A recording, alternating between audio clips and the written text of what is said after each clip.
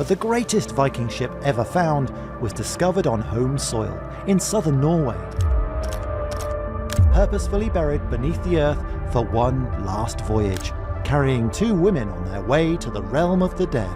Take a look back on 1,000 years of history. These are Viking artifacts uncovered from a remote Scottish peninsula. What secrets can lie buried beneath the earth for over 1,000 years? How far did the Vikings' reach really extend? And what mysteries of their beliefs and rituals remain hidden beneath the soil? These questions came sharply into focus in 2018 when archaeologists uncovered an extraordinary Viking ship burial in southeastern Norway. Well, a startling discovery in Norway, a buried Viking longship. Archaeologists used a high-resolution ground-penetrating georadar to find the nearly 66-foot longship buried less than 2 feet below the topsoil. One unlike any other ever found. At first glance, the discovery seemed straightforward. A massive 66-foot Viking ship buried just beneath the surface near the Gjell Mound in Østfold County.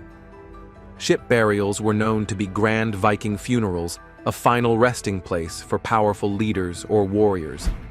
Yet this ship burial was different. It was shallow, hastily buried, and most shockingly, completely empty of human remains. Beneath this enormous vessel lay a burned chamber, darkened by fire, hiding coins from the far reaches of the Islamic world, pierced and placed as if for a secret ritual. This wasn't just a grave. It was a story of hidden layers, of ritual, trade, belief, and mystery that challenges what we thought we knew about the Vikings. What was the meaning of a ship without a traveler? Why were foreign coins buried beneath it? Could this site reveal secret connections between the Norse and distant cultures? Or perhaps a deeper spiritual practice lost to time? The Østfold ship burial invites us to look beyond the surface, to rethink Viking life and death, not as simple history, but as a complex ritual performance with secrets still waiting to be uncovered. The mystery beneath the Viking ship, a hidden story from Østfold, Norway. In late 2018, archaeologists working in southeastern Norway made a surprising discovery. The discovery of a new vessel in Gjellestad, Norway, immediately fueled international fascination with the Vikings. It was a ship of extraordinary size. In a field near the ancient Gjell Mound in Østfold County, they used ground-penetrating radar to scan the ground, and what they saw shocked them. Just beneath the surface, hidden under only 2 feet of soil, was the outline of a massive Viking ship. It was nearly 66 feet long. This wasn't a shipwreck. It hadn't sunk or been destroyed in battle. It had been buried on purpose, long ago, over 11 centuries earlier. That meant it was probably a ship burial, a special type of grave used to honor powerful people in Viking times. Even before digging started, experts believed this ship could have carried around 100 warriors when it was in use. But once they began carefully removing the topsoil and exposing the ship, the story took an unexpected turn. As the excavation team uncovered more of the ship, it became clear this was a burial site. That alone made it an incredible Viking Age discovery. However, something was missing. Inside the ship, they found no body, not even ashes or bones. Instead, the grave goods were still there. Fragments of weapons, beautifully crafted spearheads, pieces of fine textiles, and a carved stone slab where a body would usually lie. Around the slab were broken pieces of shields, carefully arranged in a circle, almost like part of a ceremony. Everything seemed designed for a burial, but the person being buried was nowhere to be found. Then came an even greater surprise. But it's still a tremendous discovery. An unknown ancient boat buried beneath this fertile field. As archaeologists dug deeper, they reached a layer of dark soil, blackened by fire. It was lined with charred wooden beams, suggesting a burned structure. This wasn't part of the ship. It was something separate, hidden underneath the main burial, and likely older. Inside this burned lower chamber, they found something incredible. a handful of silver coins. But these were not local Viking coins. They were dirhams, Islamic silver coins made in Baghdad in the 800s. One coin even had a hole punched through it, as if it had been stabbed or pierced on purpose. This find raised many questions. What were coins from the Middle East doing under a Viking ship in Norway? And why were they placed in a burned chamber beneath the main grave? Some scholars believe these coins were ritual objects. In Norse traditions, piercing a coin could give it magical meaning. It could act as a charm for the afterlife, a curse, a guardian, or a sign of a secret ritual. Others wonder if the coins were part of a trade deal or tribute from faraway lands. Whatever the reason, the discovery changed everything. The whole site started to look like two burials in one. The ship on top could have been a public grave, built to be seen, to honor someone important. But the burned chamber beneath might have been a hidden or secret burial. Perhaps it belonged to someone who was seen as cursed, dishonored, or dangerous. Maybe they were kept separate from the honored person above on purpose. But there was no body in the lower chamber either. Now, both burial spaces, the ship above and the burned room below, were missing their dead. Connections across the world. The presence of Islamic coins in a Viking burial surprised everyone. It showed that Viking-era Norway had wider connections than many had believed. These people didn't just raid and trade in nearby Europe. They had access to goods and maybe even relationships with the Islamic world. The pierced coin in particular suggested that this contact had spiritual or symbolic importance, not just economic value. Other finds across Europe have hinted at Viking ties to distant places. The most famous comparison is Sutton Hoo in England. Discovered in 1939, Sutton Hoo was another large ship burial filled with rich objects from the Mediterranean, Byzantium, and Scandinavia. That site did include a body, and it clearly marked a king or elite figure from 7th century England. In fact, the discovery of a 7th century Anglo-Saxon burial site, the remains of a funeral ship, and a huge cache of royal treasure would be hailed as one of the greatest archaeological finds of all time. But this Norwegian grave was different. It wasn't just about wealth or power. It felt like a mystery, more symbolic, more spiritual, and more secret. While people often think of ship burials as a Viking tradition, they go back even further. Earlier Germanic tribes, like the Merovingians in what's now France and Germany, sometimes buried people with boats, horses, chariots, and weapons. These burials were meant to show power and belief in the afterlife. In fact, another burial in Scandinavia, nicknamed Lakehanger, was found to be even older than the Viking Age. It dated back to around 700 AD, about a century before the Viking era officially began in 793. Though the wooden boat there had mostly rotted away, rivets and burned bones showed that it was once a grand funeral. So by the time the Østfold ship was buried, ship funerals were already a long-standing tradition. But this one stood out because of what was missing. In Norse mythology, a ship wasn't just for travel.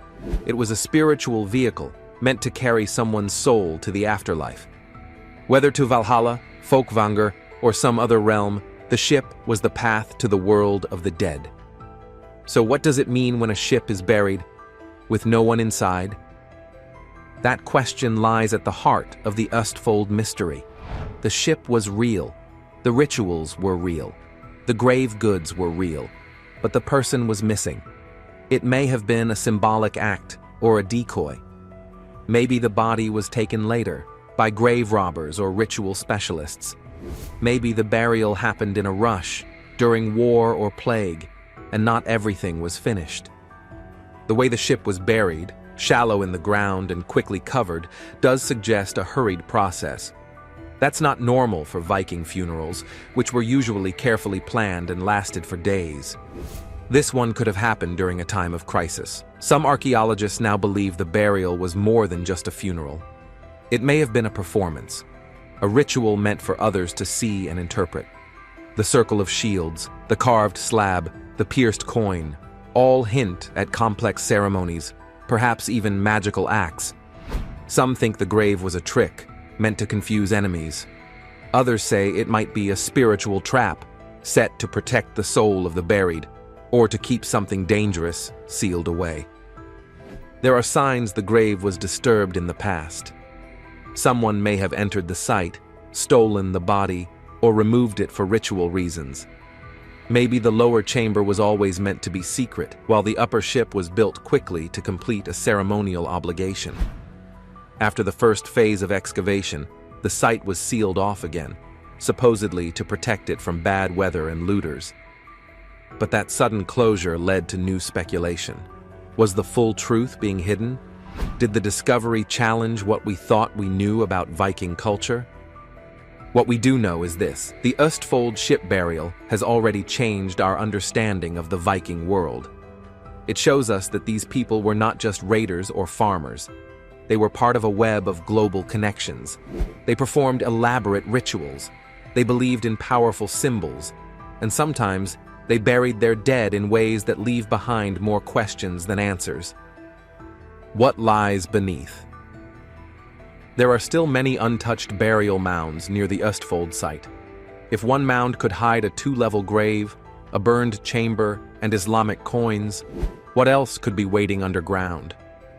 Every new excavation could bring more surprises, new stories that either confirm what we believe or completely change it.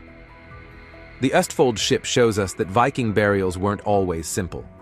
They were layers of history, faith, power, and mystery. A ship could be a grave or a message.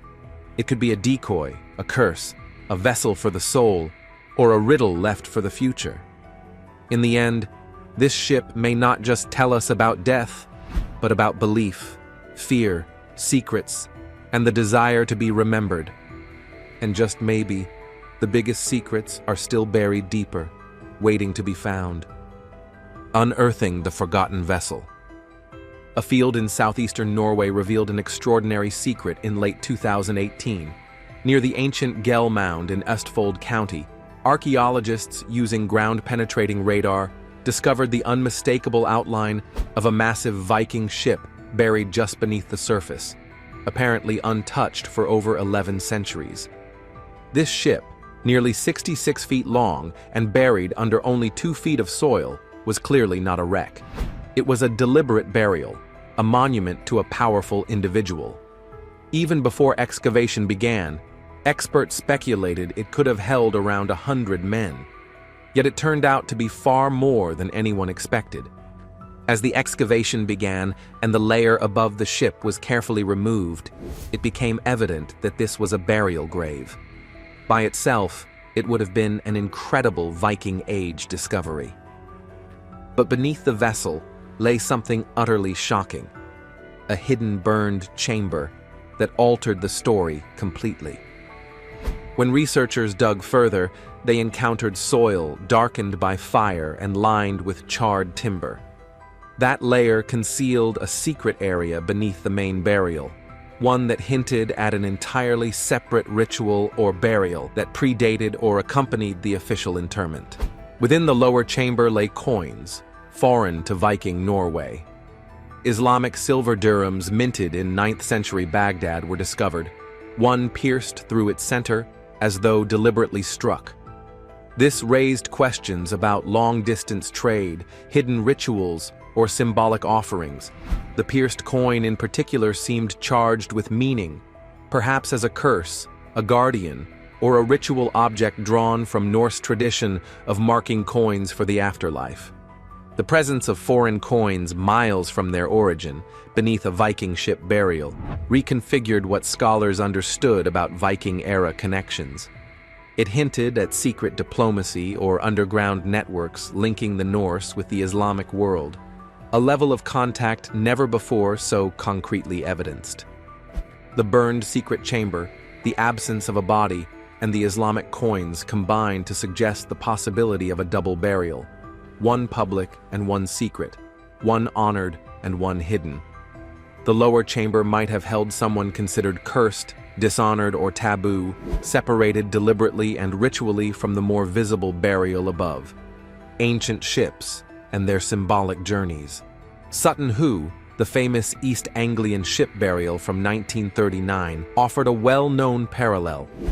In that burial, found underneath a mound in England, a rich trove of Byzantine, Scandinavian, and Mediterranean artifacts were uncovered, indicating connections across regions, whether trade or tribute.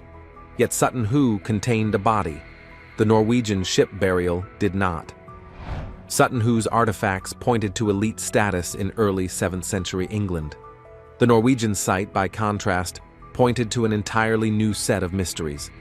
But Sutton Hoo is just one chapter in an even longer tradition. Ship burials can be traced back beyond the Viking era. Thus, when the Østfold site was scanned, archaeologists already had new context. Ship burial was not a Viking innovation, but a long-standing symbol of power, spirituality, and status. The discovery of the Østfold ship seemed to continue that tradition, but quickly fractured it by revealing the unexpected absence of a body and the existence of hidden foreign coins. The hidden Islamic dirhams hinted at broader connections. They suggested that Viking-era Scandinavia was not isolated. Trade, tribute, or even hostage exchange may have brought exotic objects into burial rituals, denoting wealth or binding people in unseen ways. The missing body and the ritual enigma. The ritual placement of shield fragments, the carved slab, and the pierced coin all suggest ceremony far beyond a simple burial. Some scholars theorize it was meant as a decoy, a symbolic grave to mislead enemies or to protect a powerful figure's true death. Others believe the body might have been removed later, maybe by grave robbers or by ritual specialists who relocated remains for magical purposes. There are signs of grave interference. Perhaps this hastily buried ship and the public chamber were built in haste during a crisis, while the lower chamber remained secret and sacred. The rushed nature of the main burial, shallowly buried, quickly built, also baffles experts used to grand Viking funerals, carefully planned and performed over days. This might reflect conflict, epidemic, or political unrest, circumstances in which a ship could be buried rapidly without all the usual ceremonies or attention to detail.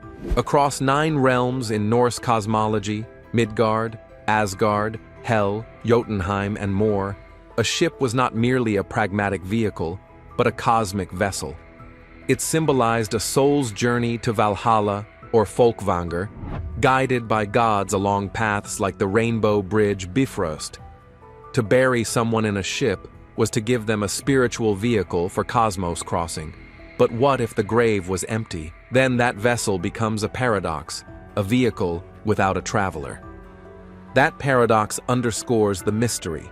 The symbolic power of ship burial may have extended beyond personhood into ritual performance, public display, or even myth-making. This site suggests that Viking burial practices were more multi-layered and spiritually complex than previously thought, even layered in secrecy. The discovery was quickly sealed off after initial excavation, ostensibly to protect it from weather and looting. But the sudden closure led to speculation. Some believe key information was withheld because it challenged established notions of Viking culture, trade, or spirituality.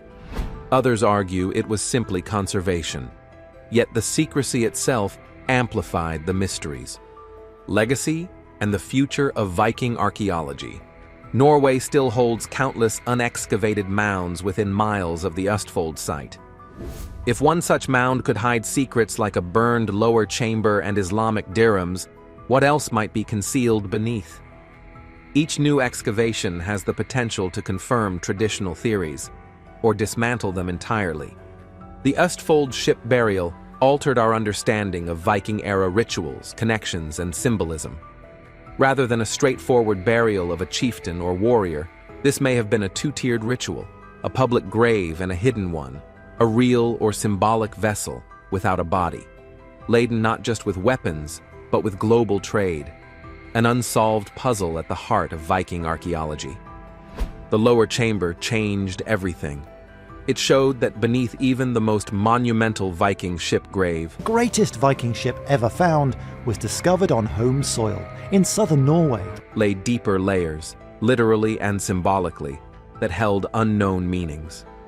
The combination of burned earth, charred timbers, Islamic coins, and the missing body suggests ritual complexity and global interconnection far beyond previous assumptions.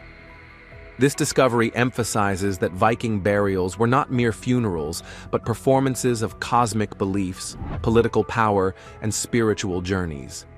Ships connected worlds, the living and the dead, the known and the hidden. And this grave took that symbolism to new extremes.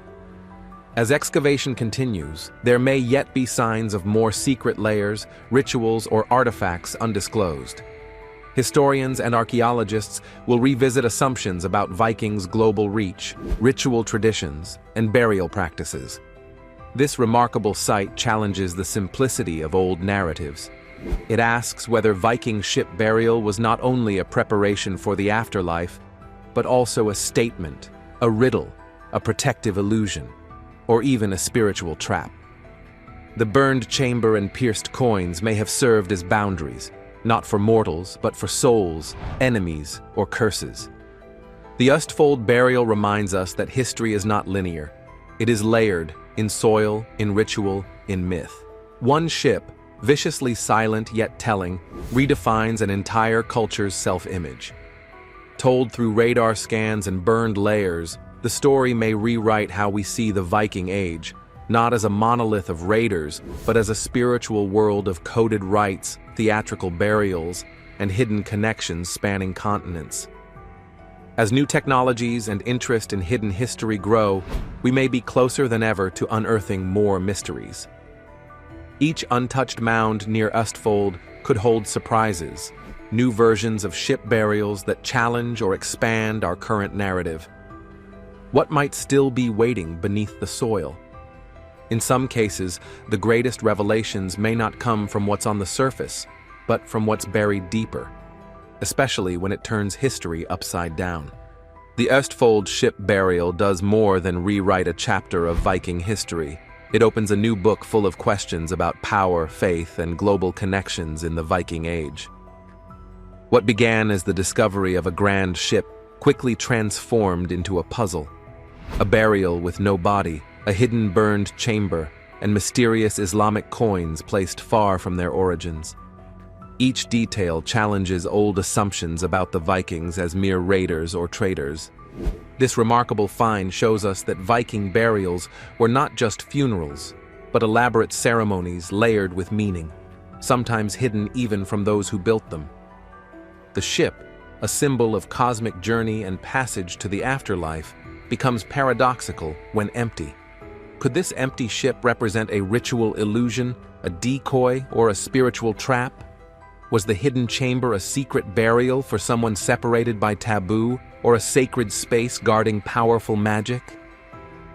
The pierced Islamic dirhams hint at a world far beyond Norway's borders, revealing that Viking connections with the wider medieval world were deep and complex.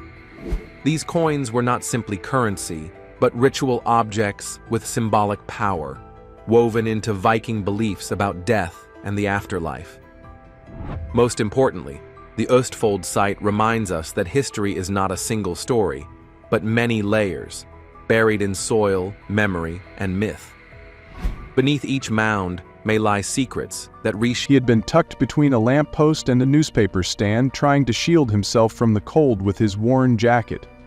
His sign, which read, "Hungry, anything helps, God bless," had been ignored by passers-by all morning, yet as Louis's loud protest about his hunger echoed in the air, Daniel couldn't help but smile a little. It was a moment of shared frustration, one child desperate for food, and one man who knew what real hunger felt like. The smell from the bakery wafted over to Daniel, making his stomach groan. It was torture, knowing how little he had to eat. But he remained in his spot, hoping for some small act of kindness. As if on cue, Daniel's stomach rumbled painfully, reminding him of what it felt like to be truly hungry. He often thought that living in a big city like London, with its bustling crowds, made homelessness even harder to endure. The people rushing by, too caught up in their own worlds, didn't see him. The tourists, hesitant and fearful, didn't stop to help. Still, Daniel couldn't help but notice the lives unfolding around him. The families sharing moments, the workers heading out for lunch, and even the sight of people walking into the bakery, their faces lighting up at the thought of something warm to eat. It was a life he longed for, but it felt so far out of reach. Daniel's gaze shifted back to Louis. The boy's frown was deepening as his impatience grew. His mother's back was turned, and Daniel couldn't shake the feeling that the woman standing with him seemed oddly familiar. Her flawless appearance, her poised figure, there was something about her that struck a chord. But who was she? In a city like London, it wasn't uncommon for celebrities to walk by, but it had been so long since Daniel had watched TV that he couldn't quite place her. Still, something about her presence made him curious. The crowd around the bakery seemed more than eager to catch a glimpse of the little royal. But Daniel, sitting quietly in the background, felt something different. There was something about the boy, about Louis, that lifted his spirits. Without really thinking it through, he cleared his throat and called out, "Young man, can you give me £1?" Prince Louis froze. His eyes widened in surprise, and for a moment everything seemed to pause. He turned towards the voice, his gaze landing on Daniel sitting on the ground, his appearance far from the polished world Louis was accustomed to. Catherine's posture stiffened, her protective instincts kicking in the moment she heard the voice. She immediately cut off her conversation, a royal protection officer subtly shifting his position, eyeing the situation carefully. Louis, however, wasn't focused on the guards or the whispers. His attention was completely captivated by the man sitting on the pavement. "Why do you want £1?" Louis asked, his curiosity driving him forward. Without waiting for his mother's response, he marched straight over, determined to satisfy his newfound curiosity. Catherine sighed softly, her maternal instincts pulling at her as she called Louis, but it was too late. Her son was already crouching down in front of Daniel, inspecting him with the intense focus of a child who had just stumbled upon something far more interesting than any pastry. Daniel, taken aback by the young prince's boldness, couldn't help but chuckle. "Well, I could use it to get a hot cup of tea, warm me up a bit," he explained, the cold nipping at his exposed skin. Louis squinted, processing the response. "Only £1 sterling, 0 pence? That's not very much." Daniel smiled wryly. "Well, I'd take more if you're offering." The young prince seemed deep in thought, his innocent mind turning over the situation. He then glanced down at Daniel's battered sign and read it aloud. "Hey, I'm hungry too," he said, his voice full of genuine empathy. Daniel looked at him, his heart heavy. The little boy's innocence was clear, but it also highlighted how far removed Louis was from the kind of hunger Daniel faced daily. It was a stark contrast, one that Daniel knew all too well. Yet, despite everything, he couldn't feel anger or resentment toward the child. There was something refreshing about Louis, a kindness and curiosity that was so pure, it almost made him feel like the world was still full of possibility. "I'm sure you are hungry, young man," Daniel said softly. "But I'll be honest, I can't remember the last time I had a proper meal." At this, Louis gasped, his wide eyes turning toward his mother. "Mommy, do I have £1?" he called out, his voice filled with earnestness. Catherine, relieved by the innocence of the moment, knelt down beside her son, ready to guide him through this unexpected interaction. The crowd around them barely noticed, but the exchange between the two had already made a small, quiet impact. Louis turned back to Daniel, his face serious, deep in thought. Then, suddenly, his eyes brightened and he beamed. "Wait, Daddy has loads of money," he declared proudly. Catherine, trying to maintain some semblance of control over the situation, sighed deeply. She pressed her fingers to her temple, already feeling the weight of the moment. "Louis," she started, but her son had already set his mind on his mission. "If I ask Daddy, he can get you more than £1 sterling, 0 pence, Louis continued excitedly, oblivious to his mother's growing concern. "He's got a whole bank." Daniel let out a surprised laugh. "Oh, has he now?" Louis nodded enthusiastically. "Yes, and he likes giving people money," he said, full of innocence and pride. Like when he buys me toys, and when he bought Mommy flowers that time, and when he... Before Louis could continue, Catherine gently placed a hand on his shoulder. "Louis, darling, perhaps we..." But the 6-year-old had already bounded away, his feet pattering as he sprinted toward their security team, who had been standing a respectful distance away. "I need to call Daddy," Louis declared loudly, much to the surprise of the guards. One of them exchanged a quick, confused glance with Catherine, who could only shake her head, stifling a small laugh. Daniel, still sitting on the ground, watched the scene unfold in front of him. For the next few moments he saw Catherine and Louis go back and forth, Catherine gently but firmly insisting they weren't going to call anyone, while Louis wiggled in her arms, determined to speak to his father. The scene felt almost surreal, and Daniel found himself feeling awkward. He hadn't meant to cause such a fuss, especially not in front of a royal child. As Catherine struggled to keep Louis calm, Daniel's curiosity piqued once more. He glanced at the woman again, this time noticing just how familiar she seemed. Her posture, her presence, her gentle yet firm way of handling Louis, it all clicked. And then, like a bolt of lightning, it hit him. Daniel's eyes widened as realization washed over him. The name Louis had triggered something in his memory, and now it all made sense. He had seen many things in his time on the streets, but never, not once, had he been part of a royal family discussion about financial aid. And the fact that he, a homeless man, had just had a conversation with the royal child about money? It was a moment Daniel would not soon forget. Daniel cursed himself under his breath for not recognizing the boy and his mother sooner. If he'd known they were part of the royal family, he would have never called out to Louis. But now, the situation had escalated far beyond anything he had imagined. Catherine, still carrying the very wiggly 6-year-old, glanced over at Daniel with a thoughtful expression. Realizing he'd caused trouble, Daniel quickly turned away, feeling a deep sense of embarrassment. He had clearly made a mistake, but to his surprise, Catherine didn't walk off in frustration. Instead, she turned to the security officer, murmured something, and the officer nodded, before stepping away, speaking into his radio.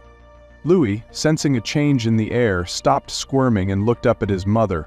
"What are you doing?" he asked, his voice full of curiosity. Catherine smiled softly, reassuring him, "I'm asking someone to help." Louis's face lit up at the thought. "Like Daddy?" he asked eagerly. Catherine chuckled but didn't respond. Her silence was enough for Louis, who broke into a wide grin, excited about the possibility of help from his father. Moments later, a man in a dark coat emerged from around the corner. Louis, thrilled at the sight, wiggled free from his mother's grip and ran straight towards the man. "Daddy, this man asked me for £1 and I said we could give him more because we have loads of money. He's very hungry, but I don't think he's the same kind of hungry as me. I just want a pastry, but I think this man needs lots of..." Daniel's eyes widened in surprise. He had never expected things to go this far. His simple request for £1 had somehow turned into an entire royal interaction, and now Prince William was here. He looked briefly at Catherine, who murmured something to her husband. Daniel couldn't make out the words, but he understood enough to realize that Prince William wasn't the person Catherine had called for help. Maybe she had contacted the authorities, and soon he'd be asked to leave. The thought made him shiver. But then Prince William started walking toward him, his face stern. Daniel straightened up, nervous about what was to come. Was he about to be reprimanded for speaking to his son? After all, Louis was a prince, and Daniel was just a homeless man. "I'm sorry," Daniel blurted out quickly. "I didn't recognize." Prince William, ever composed, crouched down to Daniel's level and extended his hand. He didn't wait for Daniel to finish speaking before flashing him a warm smile. "Hello, I'm William." Daniel hesitated for a moment before shaking his hand. "I know who you are." William's smile broadened. "My son seems to think we should help you." Behind him, Louis beamed proudly. "Because we can." William glanced at Catherine, who nodded discreetly, confirming her approval. He then turned back to Daniel, his tone gentle but firm. "There's a shelter not too far from here," William explained. "It's a very good place. You can get a warm meal, a place to sleep, and maybe even a fresh start. Daniel, trying to remain composed, gently countered, "It might be full." The words came out quietly, his frustration with the idea of relying on shelters slipping through. He had seen too many times how people like him were turned away from such places. William didn't flinch. "It's okay," he said. "Thank you so much. I didn't mean to." William interrupted, a reassuring smile on his face. "If it's full, I'm sure they'll do their best to find a place for a friend of Prince Louis." Daniel swallowed thickly, the weight of the situation sinking in. The implication of being offered help from the royal family wasn't lost on him. This was a moment far beyond anything he'd ever expected on the cold streets of London. A lesson in kindness. Prince William had made it clear he would find Daniel a place to sleep and eat, and he wouldn't take no for an answer. For Daniel, the weight of the moment was almost too much to bear.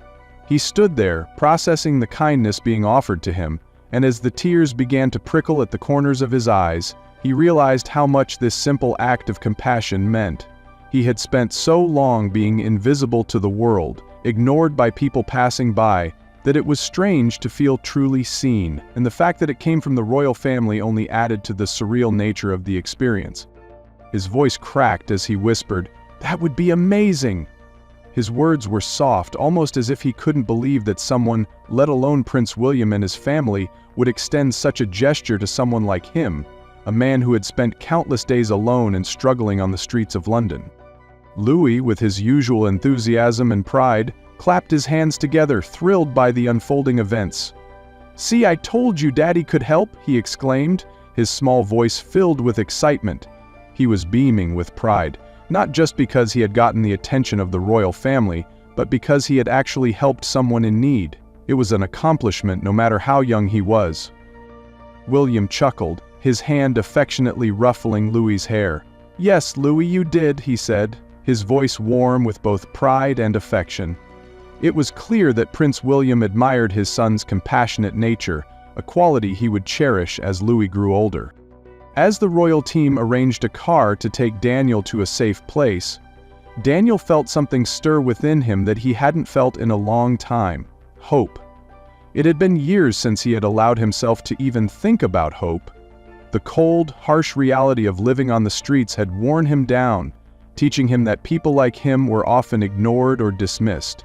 But today, everything had changed.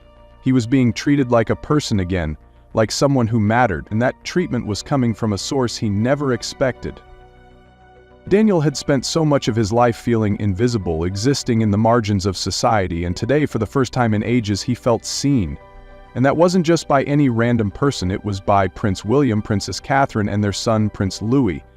The generosity they were showing him was overwhelming. He had never imagined that such kindness could come from people of such stature. They didn't need to help him, yet they had chosen to do so without hesitation. Before stepping into the car, Daniel turned back to Louis, feeling a deep sense of gratitude. "Thank you, young man. You're quite something," he said, his voice sincere and filled with awe. Louis's pride swelled even further. He grinned, his little hands confidently resting on his hips as he looked up at Daniel with a twinkle in his eye. "I know," he replied in his usual confident manner. Even though Louis was only 6, his boldness and self-assuredness shone through. Prince William, unable to hold back a small chuckle, gave his son a playful look. "Yes, Louis, you did," he agreed, his smile wide with affection. But then Catherine, ever the voice of reason, sighed and gently placed her hand on Louis's shoulder. "Louis, perhaps try being a little more modest," she suggested with a light laugh. Louis frowned in confusion, his little brows furrowed as he tried to understand what modest meant. He clearly had no idea what his mother was referring to, but whatever modesty was, it didn't sound like something he was all that interested in. As a 6-year-old, being proud of his actions seemed perfectly natural. After all, he had helped someone in need, and that made him feel good. As the car began to pull away, William turned to his son with a smile and placed a hand on his shoulder. "That was very kind of you, Louis," he said, genuinely impressed by his son's empathy and willingness to help. Louis beamed back up at his father. "I know. Can I have my croissant now?" he asked eagerly, his earlier seriousness quickly fading into a childlike excitement. Catherine and William exchanged a look, both of them unable to help but laugh at Louis's unfiltered, innocent nature.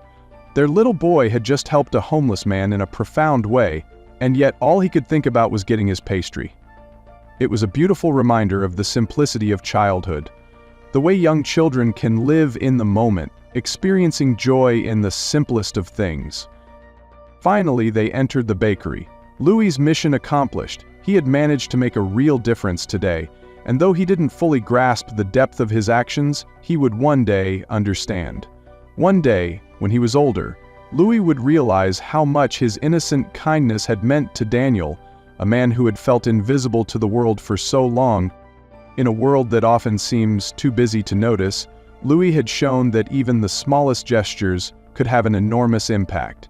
He had taught his family, and perhaps many others who would hear this story, that true kindness comes from the heart, and it doesn't matter how young or old you are. What mattered was the willingness to help, to reach out to someone in need without hesitation or expectation. And in that moment, as Louis's joyful smile lit up the room, he had also given Daniel a gift: hope. For the first time in a long time, Daniel felt that someone cared about him, that someone saw him, and maybe, just maybe, that small act of kindness had set him on a path to a better life. Prince Louis's lesson of kindness, empathy, and generosity would stay with him for the rest of his life. It wasn't about wealth or status, it was about making someone feel valued, no matter their circumstances. Louis had learned that day that sometimes the most meaningful help can come from the most unexpected places, and that's a lesson that would last a lifetime. What do you think of this story? Do you believe that Louis's innocence and kindness helped Daniel? Let us know your thoughts in the comments below. Thanks for watching, and we'll see you in the next video.